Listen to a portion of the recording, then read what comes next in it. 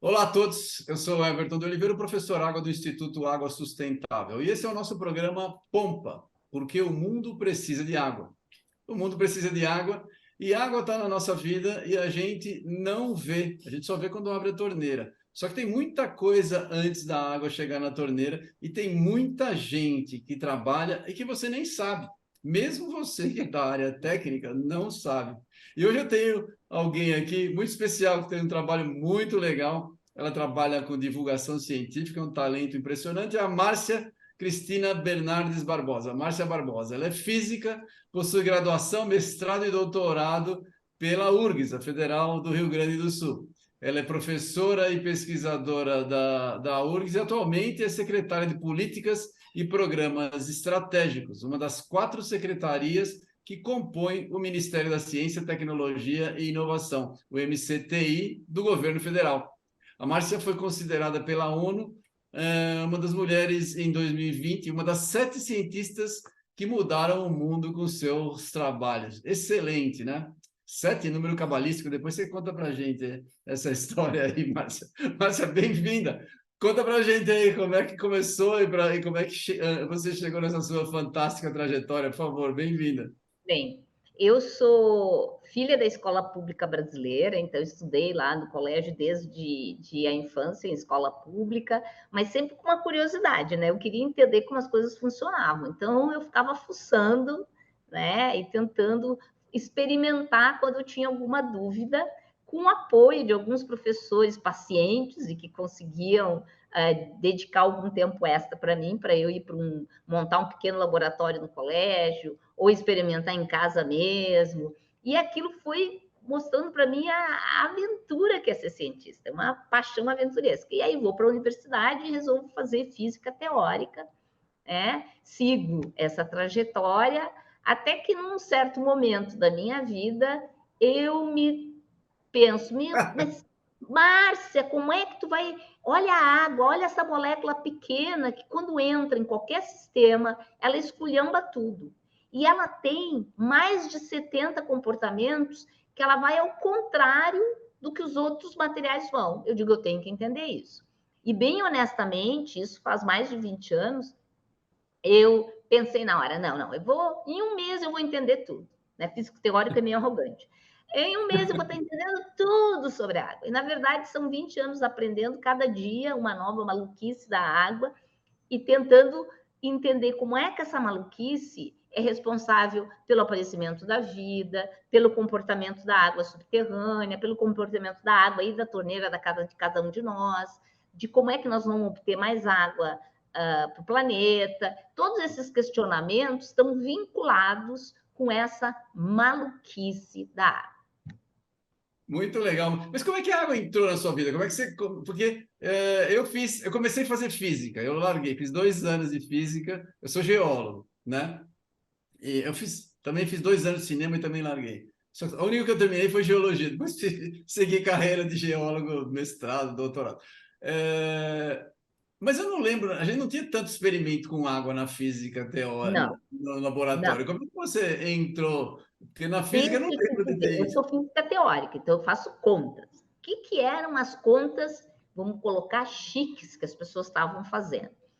Uma conta chique que as pessoas estavam fazendo era assim, ó, quando tu tem petróleo confinado entre rochas, fica muito do petróleo fica nas rochas. Então, o que as pessoas faziam, principalmente no final da década de 90, numa das crises, N crises de petróleo, é jogar água quente com surfactante é detergente de cozinha, né? Então, vamos lavar a louça lá no fundo das rochas.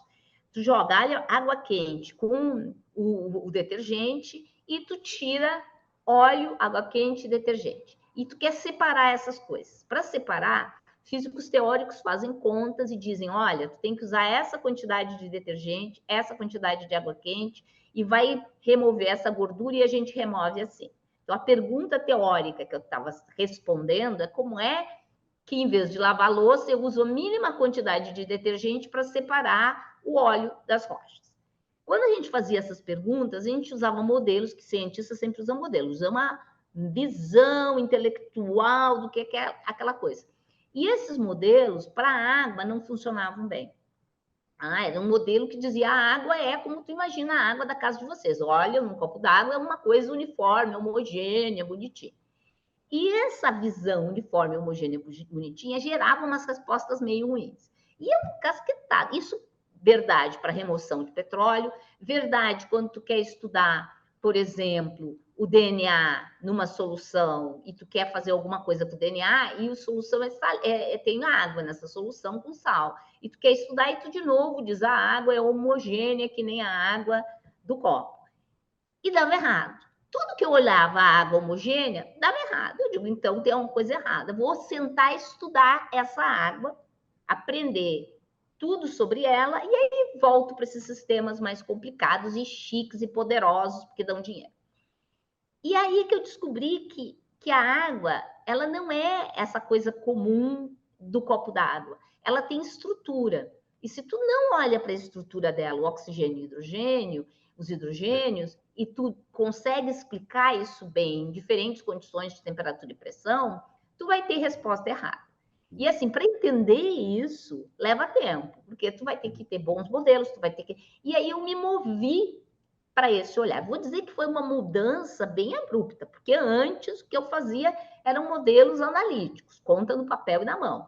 Como a água, ela tem esse comportamento coletivo, ela é absolutamente da turma, entende? Ela não anda sozinha, ela anda fazendo ligação de hidrogênio com a turma.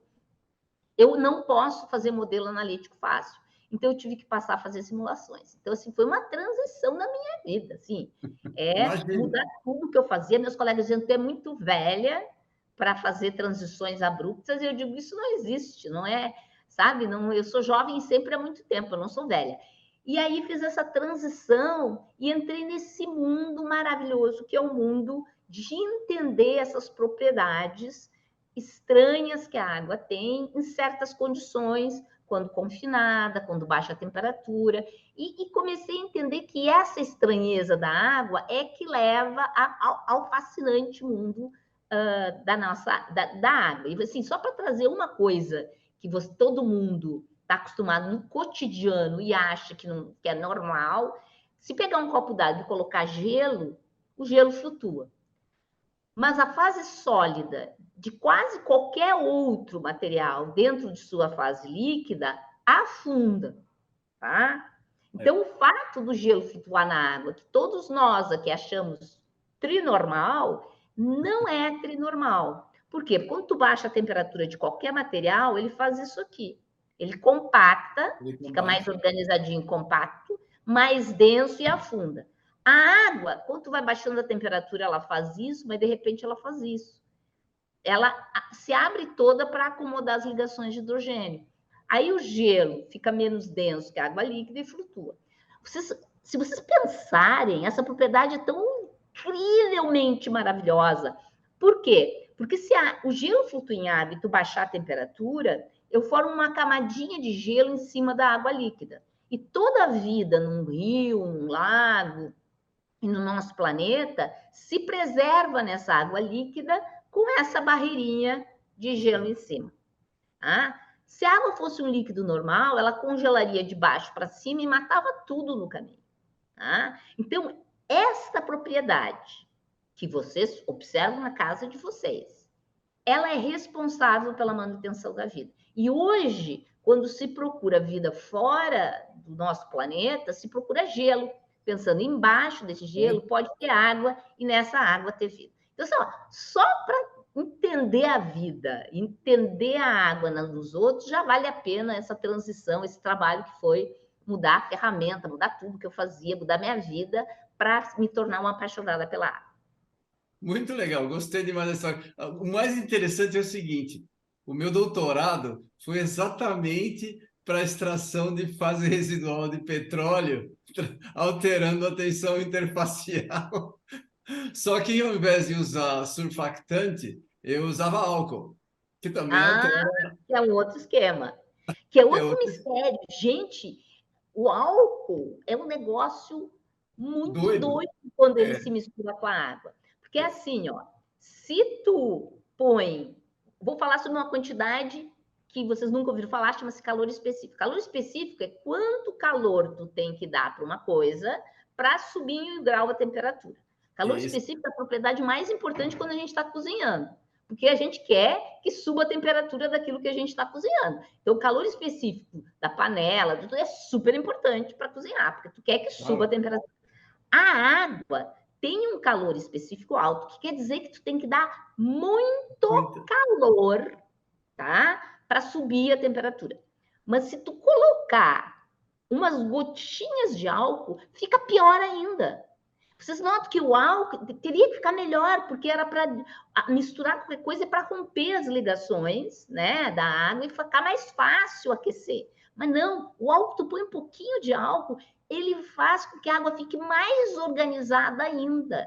Ele é um Tinder entre as moléculas de água. Ele vai lá e faz match entre elas. Então, assim, um pouquinho de álcool faz coisas muito bizarras também, e essa é uma outra área de pesquisa bem importante, por sinal, que é incluir álcool para a água ficar mais agregada. Depende do álcool, né? Claro, a conversa vai longe. Estou falando um álcool pequenininho, estou falando até paracetamol, ele funciona assim. Olha, eu sei, eu sofri pra caramba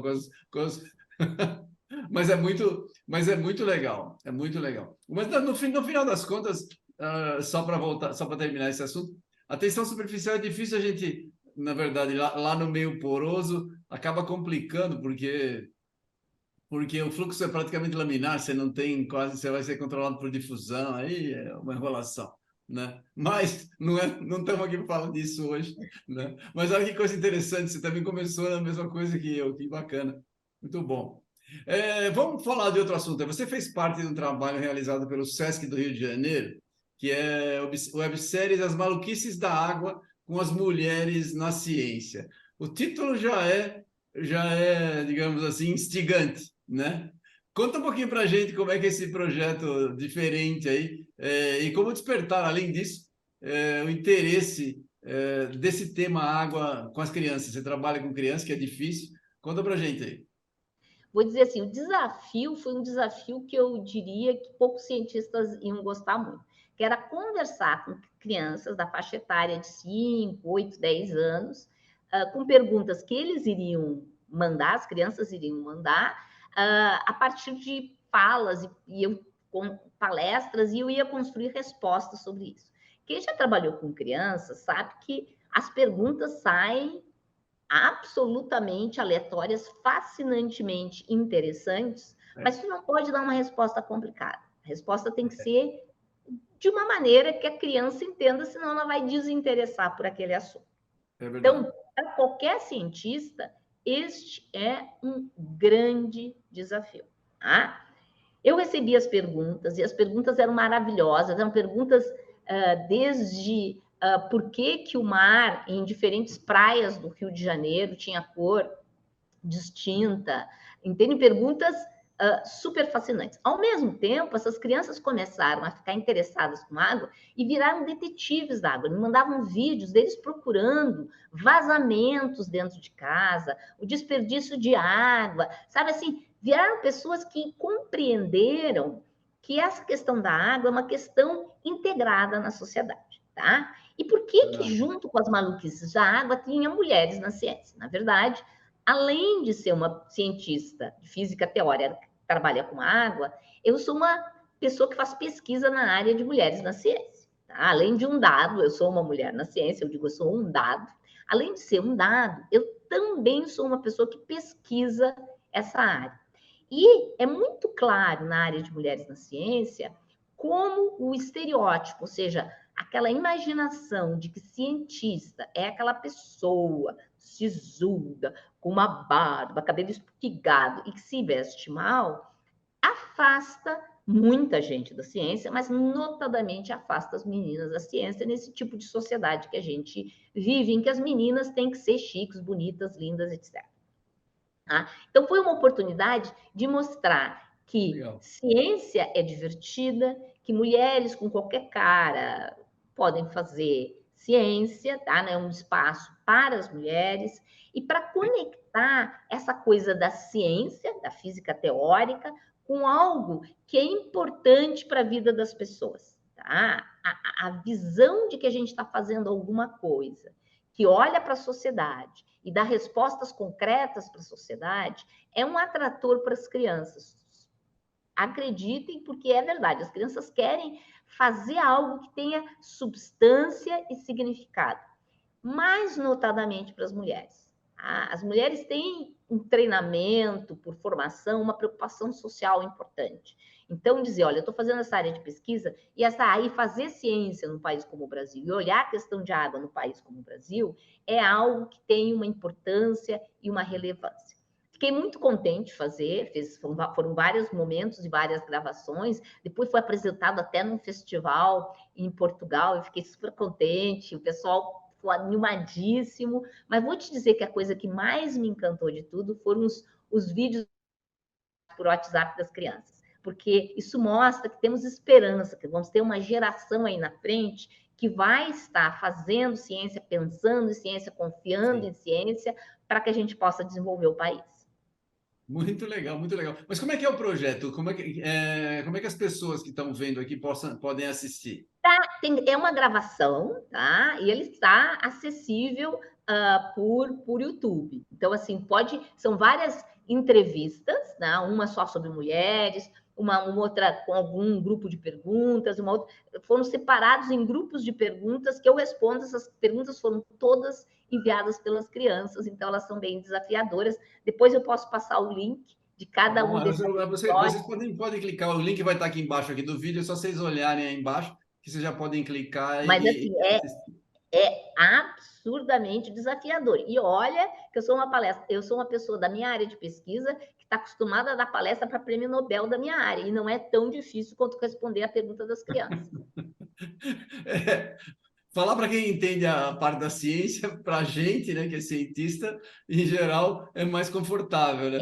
É muito, a gente está acostumado com um vocabulário. Gente, a gente é acostumado com um vocabulário, a nossa bolha é confortável, porque a gente consegue se expressar rapidamente usando um monte de jargões que, quando tu É, faz divulgação científica, tu não pode usar. Então, assim, é bem desafiador.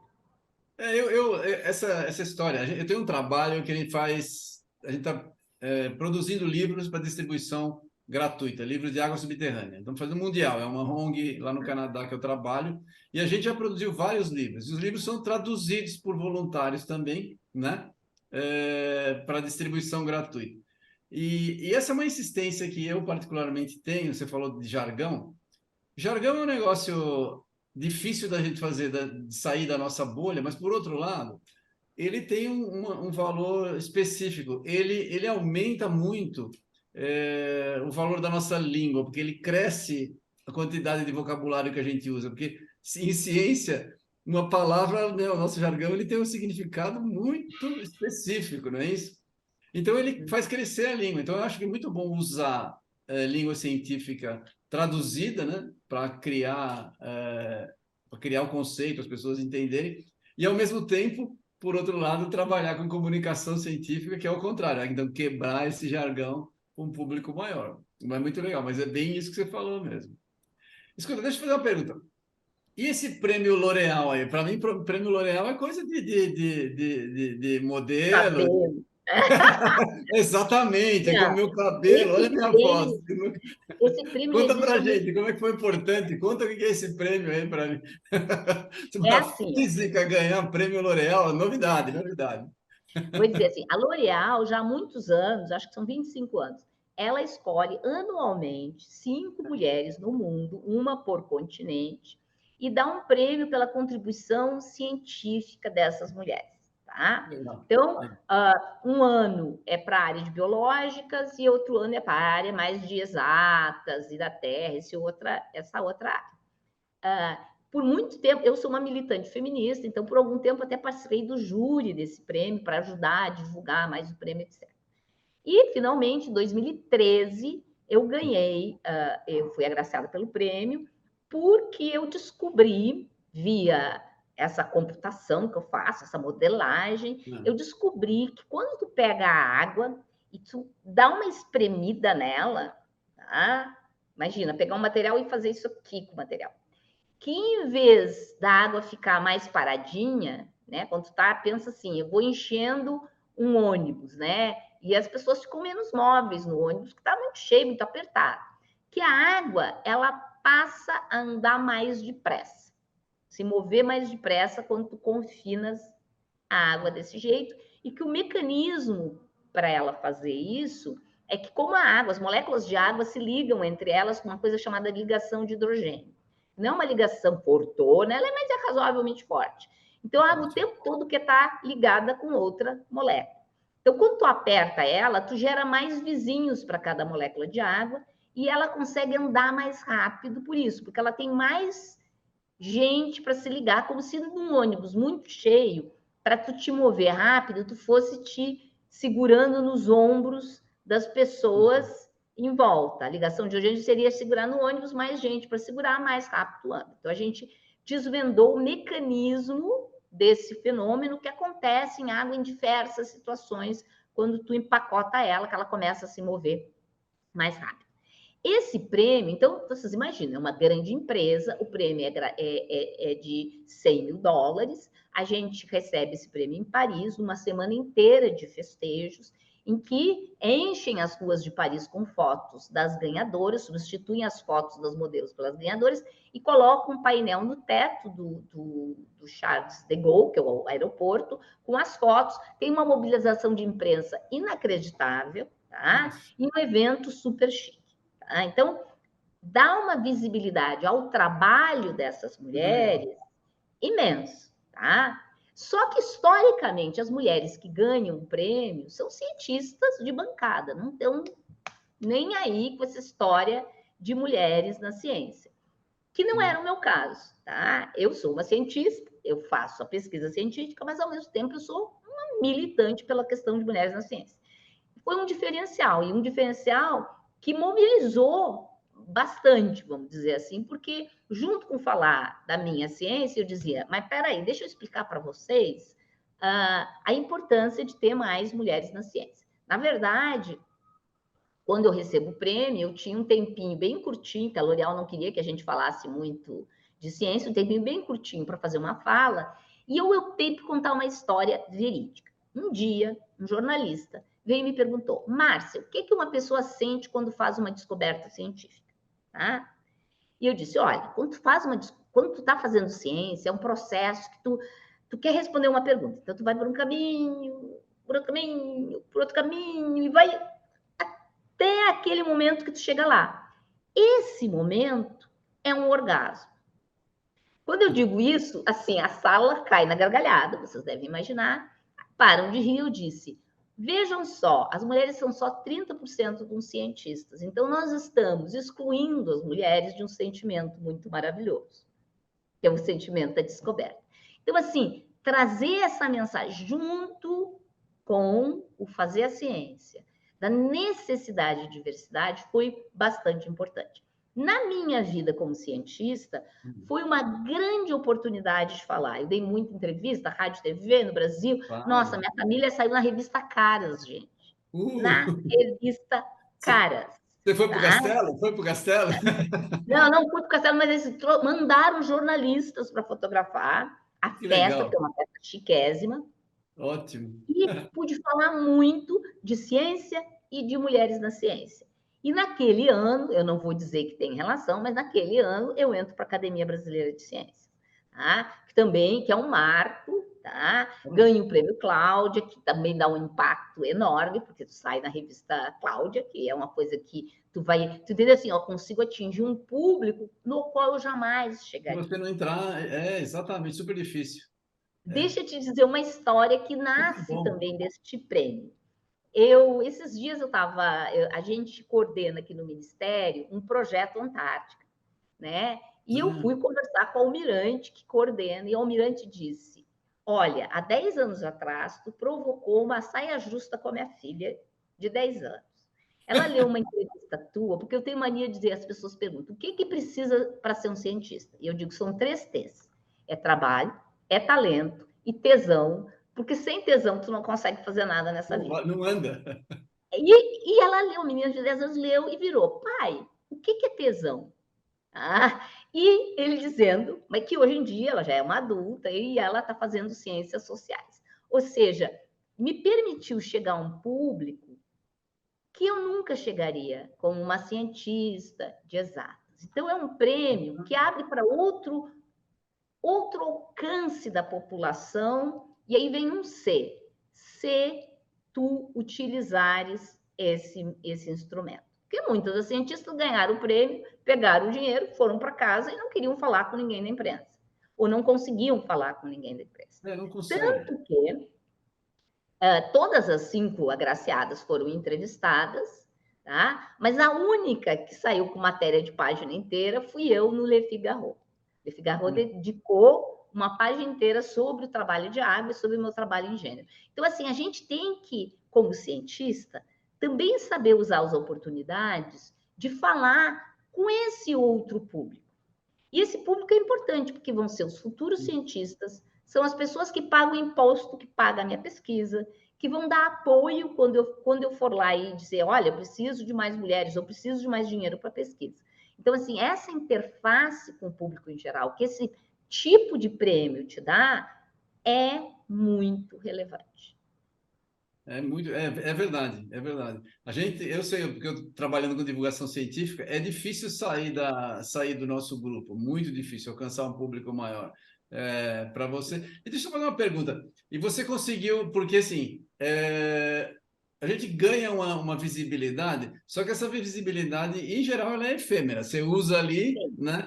Como é que você fez para conseguir manter, dar uma inércia para isso aí, não ficar só lá atrás? Vou te dizer uma regra que meus colegas todos me criticam muitíssimo por isso. Eu não digo não para convite para falar. Então, muitos dos meus colegas ganham uma certa visibilidade, aí começa o colégio a convidar, não sei o quê, e eles, não, mas esse tipo de convite eu não aceito. Pois eu aceito. Vou dizer assim, a pandemia eu aceito com questões. Claro, Se tu quer que eu vá pessoalmente, tu tem que me pagar a passagem e eu tenho que ter a disponibilidade daquele tempo. claro.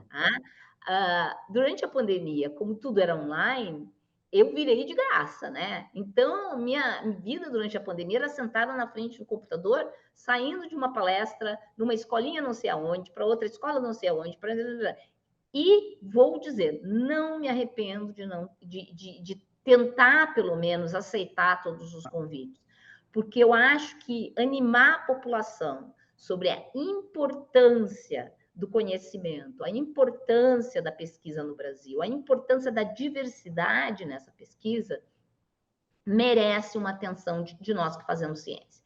Devo dizer também que nós, pesquisadores, infelizmente, não temos treino para isso.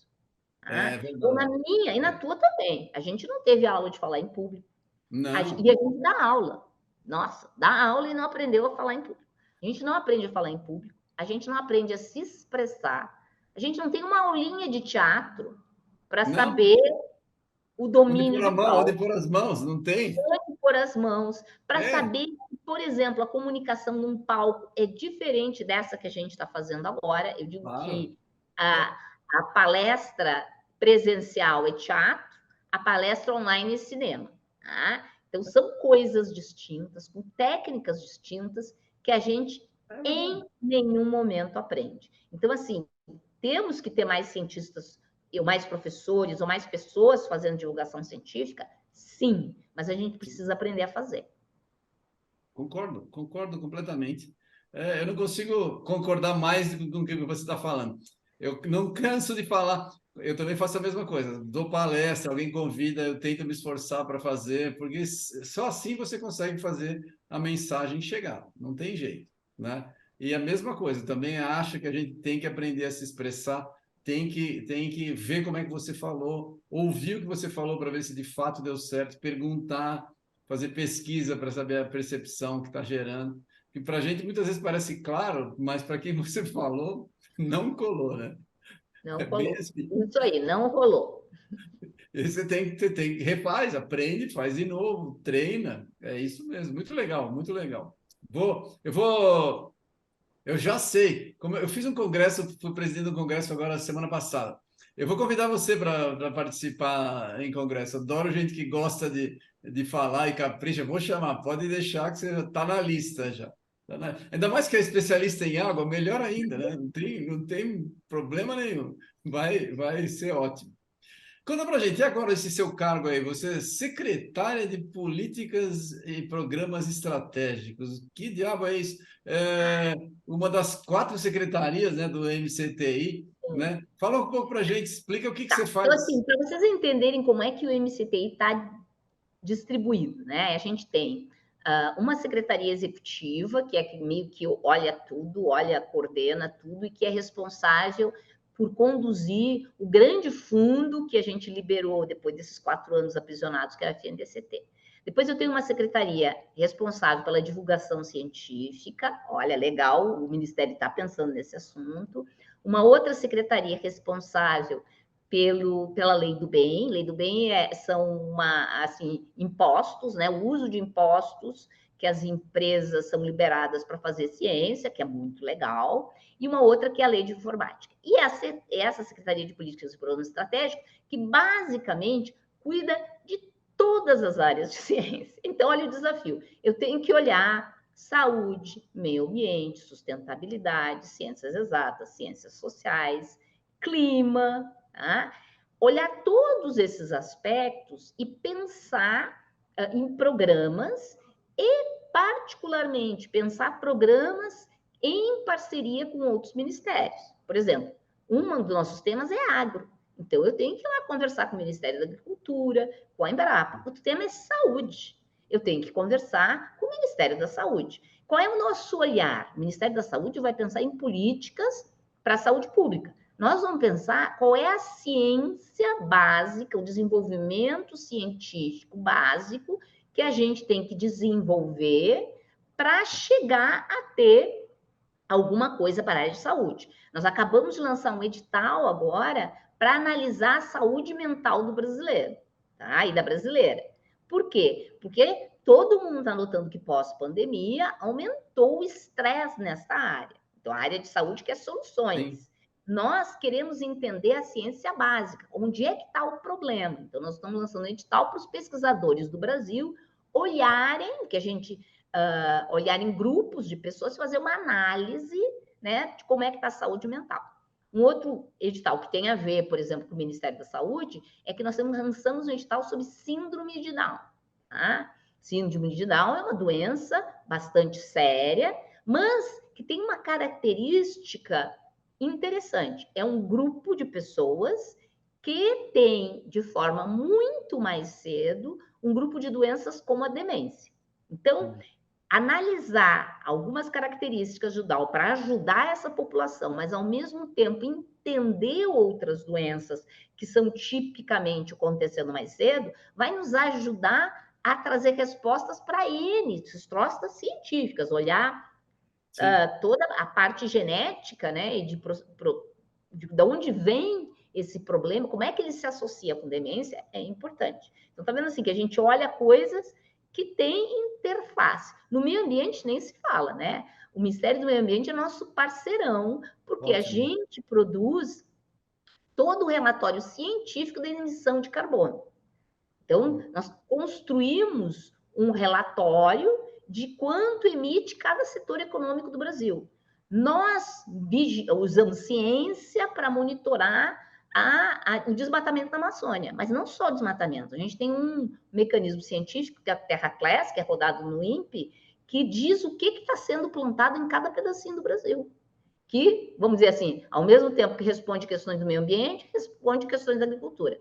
Então, assim, é uma secretaria que, como a água, faz ligações de hidrogênio com todas as demais ministérios e outras secretarias aqui da Esplanada. Tem uma natureza de dizer assim, ó, vocês são responsáveis pela coisa finalística e nós somos responsáveis por trazer a melhor ciência do Brasil para essas diferentes questões. Deixa eu só trazer um programa que me é muito do coração e que a gente está tentando implementar.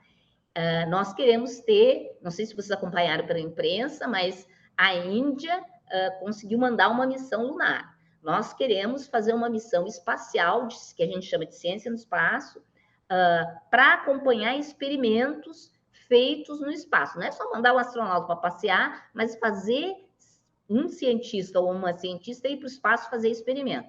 E por que o espaço é tão interessante para a gente fazer experimento? Primeiro porque tudo envelhece mais rápido pela ausência de gravidade. Eu já não quero ir para a missão espacial mais, depois que eu soube disso, né?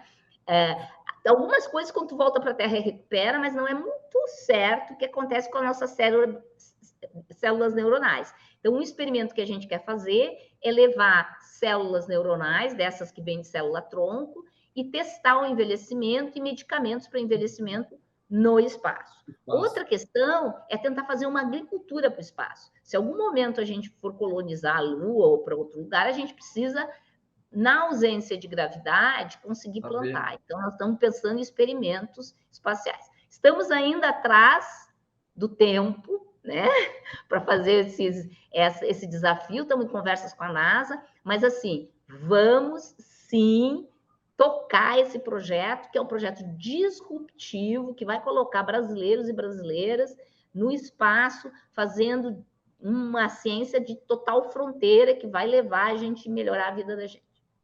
Muito legal, muito legal. Tô me divertindo aqui, tô viajando nas suas conversas. Deixa eu então jogar uma semente aí, como você é um solo fértil, não custa falar. A gente fez, você trabalha com água. Eu tenho trabalhado numa questão que a água é o novo carbono. A gente tem um problema enorme de água no mundo, todo mundo só fala de carbono e a água. Então a gente tem, você saiu na semana passada uma notícia lá nos Estados Unidos que está secando os aquíferos, né? Está uma situação horrível lá. Mas isso acontece no Brasil em menor escala. A gente não está tão desenvolvido assim quanto os Estados Unidos, mas acontece. Na Índia é um absurdo o que acontece. Ele é o país que mais está secando os aquíferos disparadamente, né? Aquela história que mudou o eixo da Terra. A gente já tinha essa notícia há um tempão e o grande responsável é a Índia, né? Porque é um dos que mais fazem essa extração. E essa água está indo para o mar, água doce que ficava aqui. Ou a gente coloca essa água de volta, ou não vai ter água para as gerações futuras. E o Brasil é um país que tem muita água, a gente tem que fazer isso daí funcionar para trazer retorno econômico para nós. A gente precisa primeiro de ciência e depois economia junto. Né? Economia também é uma ciência. Tem gente que faz piada que não é, né? Mas é uma ciência também, né? Deixa eu trazer para ti, assim, olha, no mundo, assim, o prognóstico é que nós já em 2030 vamos estar com metade da população do planeta em estresse hídrico, tá? Exatamente. Às vezes depende muito a medida do que tu chamas de estresse hídrico. O Brasil tem bastante água, mas a água nem é igualmente distribuída, ela está altamente contaminada. Dizer um local do Brasil onde a questão de água é crítica, na Amazônia. Porque como a água não é potável, e lá não é fácil a gente ter energia, e é quase ridículo a gente dizer isso, quando a gente tem uma hidrelétrica super potente no Pará. Mas as redes não chegam na população em geral. Então, nós temos um binômio aí de trazer água potável com energia limpa, precisamos desenvolver isso. E, ao mesmo tempo que o Brasil está criando agora, numa série de discussões do governo federal, a questão dos créditos de carbono, nós precisamos sim ter créditos de água. Tá? E precisamos sim monitorar melhor o que a gente está fazendo com a nossa água, porque o aquífero do Guarani, apesar de estar ainda bastante intacto, ele também está sendo contaminado, não só pelos fertilizantes, mas existe medidas de que tem uma quantidade de flúor integrando os aquíferos que ninguém sabe ainda, que é um objeto de pesquisa, a origem disso. Então, assim, temos que nos preocupar com a nossa água, temos que nos preocupar como reverter a contaminação, né, dessa água, mas precisamos criar uma moeda que nos favoreça para a gente, afinal de contas, se tornar esse grande marco de produção de alimentos. A gente precisa, sim, de água. Eu concordo perfeitamente. Se a gente tiver crédito hídrico, grande parte do nosso agro depende de água. E a gente vai estar exportando isso daí. Então, a gente tem que cobrar dos demais países. Tem que ter esse que acontece. A gente tem uma grande produtividade, não é à toa, né? Que a gente tem bom solo, mas tem água. As coisas são muito importantes. Adorei ouvir você falar isso daí, porque, na verdade, a Bruna que está aí atrás, que você conheceu, a tese de doutorado dela era exatamente para a gente tentar fazer uma formulação para crédito hídrico. A gente tenta fazer uma equaçãozinha para gerar crédito hídrico. É bem isso daí. Deixa eu te dizer, eu acho que depois que a gente conseguir resolver a questão do crédito de carbono, que ele ainda não existe uma regulação nacional, É, ela é uma demanda, inclusive, do setor de financiamento. A é gente verdade. resolve essa questão, a gente pode começar a construir coletivamente. A sociedade civil teve um papel importantíssimo no começo da discussão do crédito de carbono Isso. no governo federal. Então, a gente precisa trazer essa discussão e, principalmente, a gente tem que retomar a política, né, dos recursos hídricos brasileiros, que tinha que ter sido renovada em 2020 e até agora está um pouquinho parada. Então, a gente tem que Pois é. retomar essa discussão, sim. Ótimo, ótimo. Eu também concordo. A lei tá para sair, né? A lei de É, carbono tá para sair, né? Como eu trabalhei, por exemplo, você trabalhava com petróleo e água, né? Eu é, trabalho com armazenamento de CO2 em aquífero profundo, né? Então eu sei que essa lei está muito necessitada aqui no país dessa lei para a gente poder fazer o mercado começar a andar de verdade. Vai ter bastante dinheiro vindo para o país por essa lei. E se a gente faz o crédito hídrico, também a gente vai ter mais muito ainda. recurso aqui. Mais ainda, exatamente. Ótimo. Conte comigo. Eu trouxe, na verdade, um cara dos Estados Unidos no congresso da semana passada. Falamos exatamente sobre esse tema. A gente está com um projeto de fazer divulgação mundial desse tema. Então, se você precisar de ajuda, o que eu puder ajudar, Sim, beleza. pode Eu contar. acho que é um tema maravilhoso para os BRICS. Por quê? Porque tanto do Brasil, né, como os demais países do BRICS, precisam desenvolver e eles estão conscientes que essa questão da água é fundamental para todos eles. Ótimo, ótimo. Conte comigo aí. O que eu puder ajudar será um prazer. Beleza. Muito legal, gostei de ouvir que você está trabalhando. Isso é uma necessidade enorme. Vamos voltar para as mulheres aí. E as mulheres nos postos de trabalho, principalmente trabalho de prestígio e liderança científica. Como é que está isso no Brasil? Olha, a Eu gente sou, fez um eu trabalho. sou suspeito, deixa eu te falar. Só tem mulher em casa, eu estou acostumado a ser mandada. Aí chega a Bruna para trabalhar comigo, rapidamente vira chefe. Eu sei que a gente tem que botar as mulheres nas posições de comando, porque elas fazem direito. Então, eu tô junto. Ó, mas para aqueles que não são convencidos, tem um trabalho da consultoria internacional McKinsey que mostra É, que, analisando as 500 maiores empresas do mundo, que as empresas que têm mais diversidade, isso inclui ter mais mulheres na sua direção, elas ganham mais dinheiro. Ah, então, mais mulheres quer dizer que tu tem um olhar distinto, é tu claro, inclui diversidade, tu inclui claro. eficiência no sistema. É No isso. Brasil, na educação superior, o que a gente mostrou num estudo realizado pela minha estudante Roberta Areias, que agora é minha chefe de gabinete, por sinal, é que quando a gente sai da universidade, a universidade, as mulheres já são 50% na universidade. Mas aí eu vou olhar o percentual de professoras, o percentual diminui. Professoras com algum poder de comando diminui. Diminui, diminui, diminui, diminui, É. que hoje a primeira vez que tem uma ministra mulher de ciência e tecnologia é com a Luciana Santos. A primeira vez que a gente tem uma presidenta da Academia Brasileira de Ciências, que é Helena Nader, é agora, depois de 100 anos de academia. Então, o percentual de mulheres em posições chaves é baixo. Só para pegar o teu setor, que é de petróleo e gás, eu fiz um estudo financiado pelo Prosperity Fund, que analisou a presença das mulheres nas grandes empresas de energia do Brasil. E isso é em torno de 14%, só dos conselhos. Entendeu assim? Então, eu tenho setores em que as mulheres estão totalmente ausentes e no poder as mulheres estão muito ausentes. E isso é ruim. É ruim por causa dessa questão de eficiência, de democracia, de direitos humanos, etc. Tá melhorando? Tá, à medida que a gente briga muito. Então, hoje nós temos um governo que tem um percentual em torno de 40% de presença de mulheres ministras. Mas se tu abre qualquer jornal, tu vai ver que os ministros mais atacados são geralmente as ministras mulheres. Tá? Por quê? Porque as pessoas entendem como elo frágil, porque é onde sempre é muito mais fácil atacar mulheres.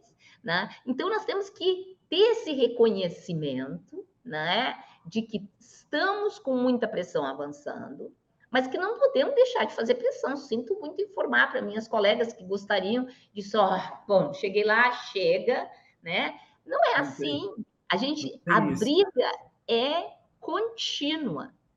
Por quê? Porque a gente ainda vive numa sociedade que interpreta o poder como bater na mesa e falar alto.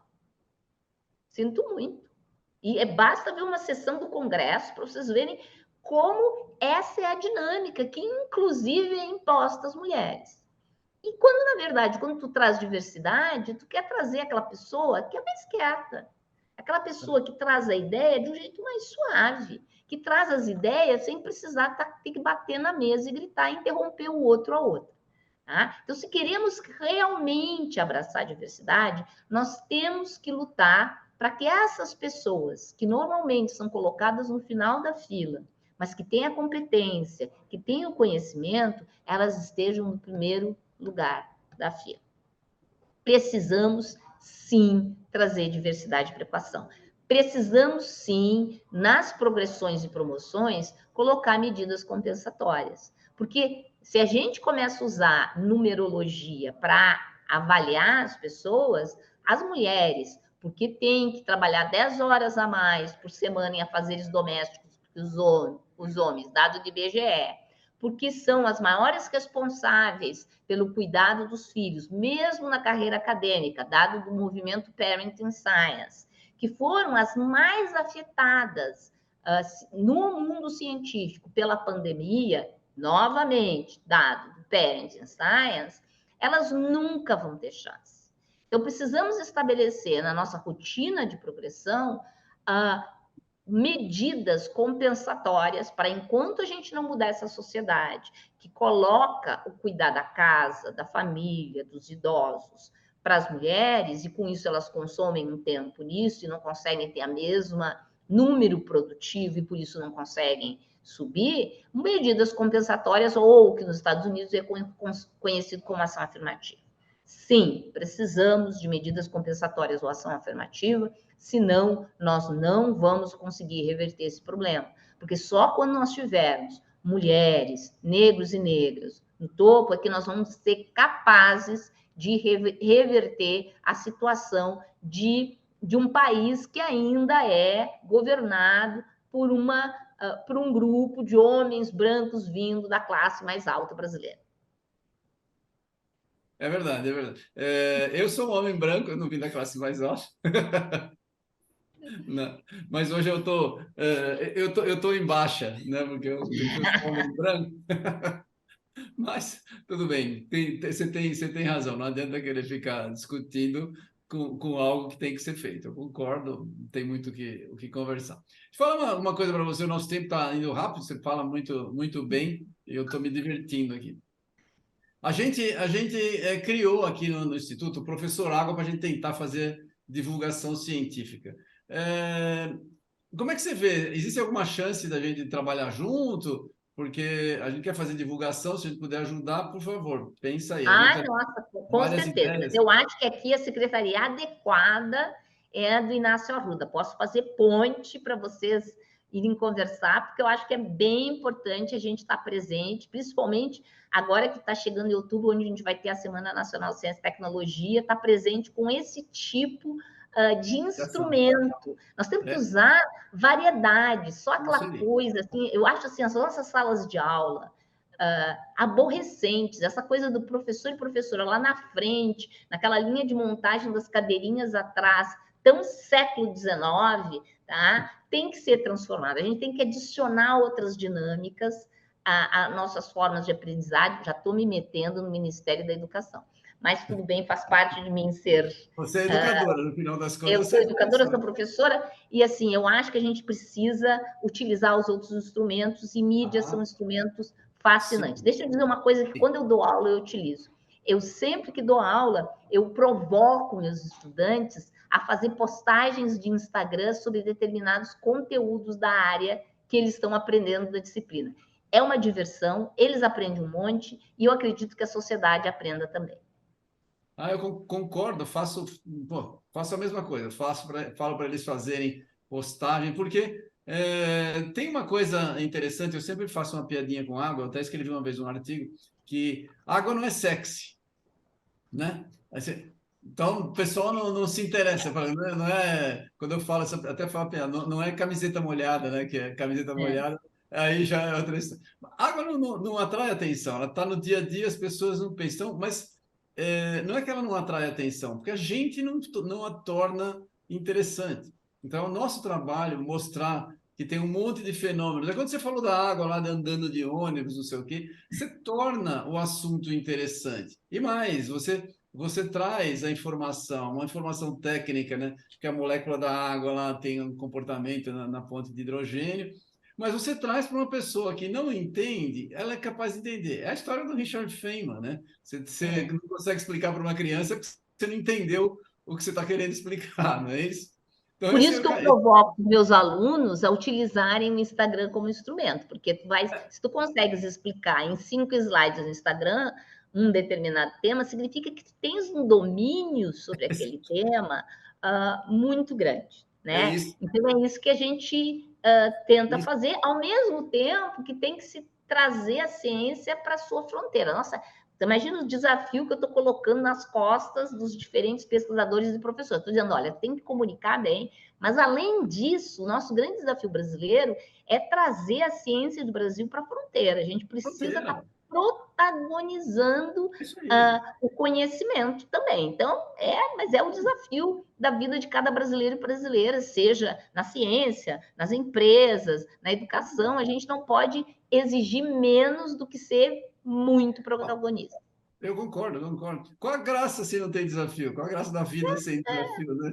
Fazer o quê? Eu concordo, tem que seguir os desafios e sempre impor desafios maiores, que aí você vai evoluindo. Eu concordo completamente. Vamos lá. Infelizmente, o nosso tempo está terminando. Faça as suas considerações finais e deixa um recado para todo mundo aí, para as mulheres que estão precisando de inspiração, que você é uma inspiração, né? Que elas possam seguir uma carreira promissora, que é científica, de divulgação, em qualquer área. Por favor. Olha, você, estudante, homem, mulher, criança, qualquer idade, você que gosta de ciência, não deixe que ninguém limite. Isso não é para você, isso não faz Brasil, Brasil nem. Não deixe que ninguém te limite. Nós temos hoje um instrumento que eu não tive quando era criança. Eu tinha que aprender ciência olhando enciclopédia e livros que eu pegava na biblioteca. Vocês têm esse mundo da internet. Vão atrás dessas histórias, desses contar que os cientistas fazem de seu trabalho de pesquisa. Não deixe que ninguém te limite, não deixe que ninguém diga, você veio da escola pública. Eu vim da escola pública, eu fui para a universidade, eu consegui ir escalando passo a passo, com muito esforço, mas também buscando apoios e instrumentos para você. E deixa para finalizar uma pequena provocação para vocês. Se vocês querem saber alguns desafios que as cientistas enfrentam em sua carreira, assistam o Podfiction. Podfiction, para a gente da minha geração, é radionovela, tá? Que está em todos os provedores de podcast, que chama-se A Ciência Como Ela É, a Saga de Carlota. E é um podcast referenciado, gente. Vai para uma página e tem todos os trabalhos que falam sobre isso, e vocês vão ver como uma cientista, como essa história da saga de Carlota, vence os obstáculos, se torna uma cientista de sucesso e como a ciência é entusiasmante e maravilhosa. Muito legal, muito legal. Olha, gente, vocês estão vendo aí, a gente teve a Márcia Barbosa aqui com a gente. Não dá para não ficar apaixonado pela Márcia, né? Pelo amor de Deus. Ótimo, ótimo. Falou muito bem. Eu gostei demais. Vou tentar ajudar, vou pegar seu material aí, vou divulgar o que precisar, o que a gente puder ajudar, pode contar. Achei que a gente tem uma sinergia enorme. Fico feliz demais de saber que você tá chegando longe por seu talento e dedicação, né? Insistência, né? A gente precisa ser insistente nas coisas.